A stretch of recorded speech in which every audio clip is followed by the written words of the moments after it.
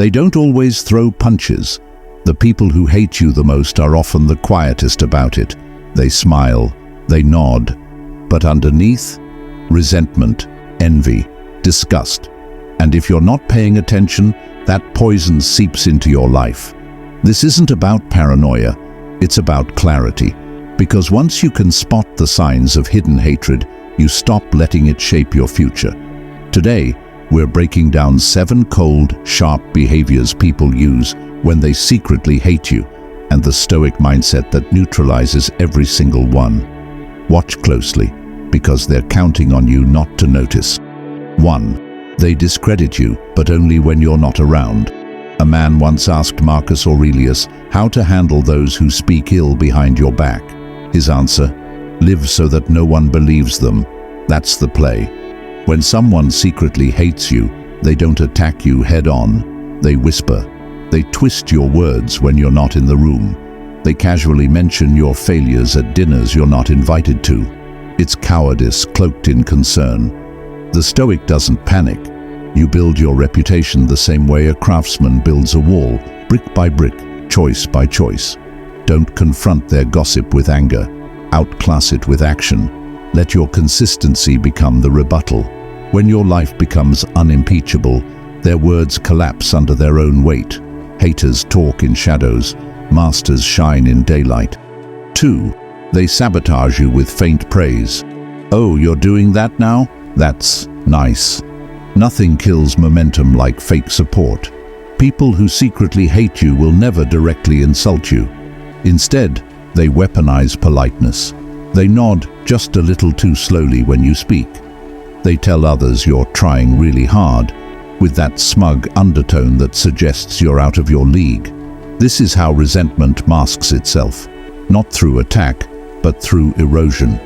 Seneca taught that a wise man doesn't rely on applause, because once you start needing it, you become easy to manipulate. So what's the answer? Detach. Let go of the need to be validated, not coldly, but deliberately. You weren't put here to win their approval. You're here to build something they could never understand. 3. They celebrate your setbacks, quietly but proudly. Watch what people do when you fail. Not what they say, but what they do. How fast they reach out. How they phrase their condolences. If their smile is just a little too relaxed when they say, "That must be hard." People who secretly hate you will never say they're happy you stumbled, but their energy gives them away. A Stoic doesn't beg for loyalty. We observe, we adjust, and we act. Epictetus warned, "It's not things that disturb us, but our opinions about them." So shift the opinion. Your failure isn't a curse, it's a filter. Let it show you who's quietly cheering for your collapse. Then rise, cleaner, smarter, and less surrounded. Sometimes loss is just subtraction doing you a favor. 4. They mirror your words, then twist them against you. They don't challenge you directly. They agree, nod, smile, then later repeat what you said in a way that makes you sound arrogant, cruel, or out of touch. This tactic is pure projection. Their goal is simple: make you feel unsure of your own voice. The Stoic response: own your words, all of them. If you were wrong, adjust. If you were right, stand. Marcus Aurelius wrote, "Never regard something as doing you good if it makes you betray your soul." These manipulators want you to second-guess your instincts. Don't. Know who you are before the world tries to rewrite it for you. You can be kind without being passive. You can be calm without being mute. And you can be wise without letting liars write your story. 5. They compete with you when you're not competing. You mention a win, they mention a bigger one. You share a project, they happen to be working on something just like it.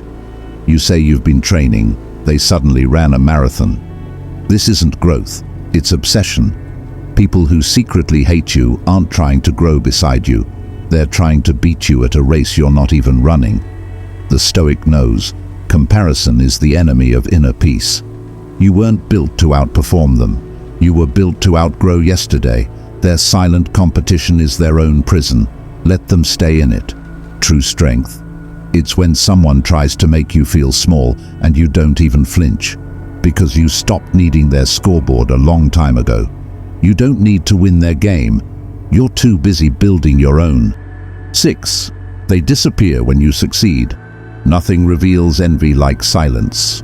Birthdays, they're there. Hard times, front row.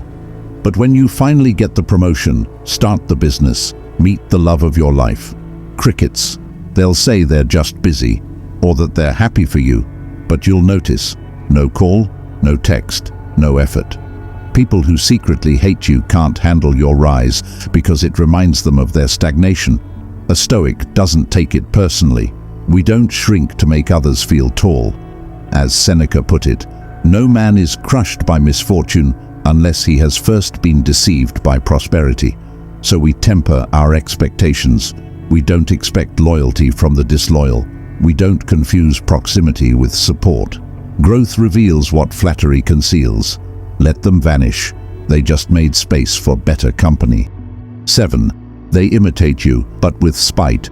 They copy your words, your style, your moves, but not with respect, with resentment. At first it feels flattering, until they start acting like they invented it. They mimic your path, then try to outshine you on it.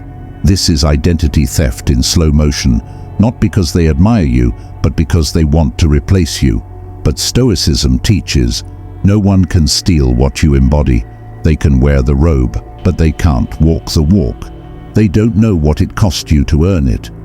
Epictetus said, don't explain your philosophy, embody it.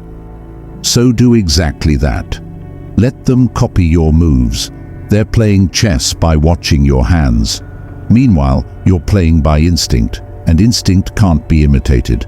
Let them follow. You lead. Some people aren't clapping because they're hoping you fall. They don't cheer because your success reminds them of everything they're avoiding.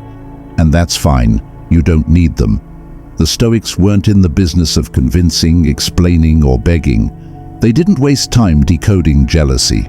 They outlived it by focusing inward, by mastering their responses, by choosing dignity over drama every single time. So if you recognize these signs, don't explode, don't engage, elevate. Use every ounce of quiet hatred as fuel. Fuel to stay calm, fuel to stay focused, fuel to become undeniable. Because your power isn't in what they think, it's in what you do next. Subscribe to the channel if you're serious about that kind of power. Check the description for hand-picked tools to sharpen your discipline, strengthen your mind, and live like the man they can't ignore, no matter how hard they try. You've been warned. Now walk like you've seen the truth.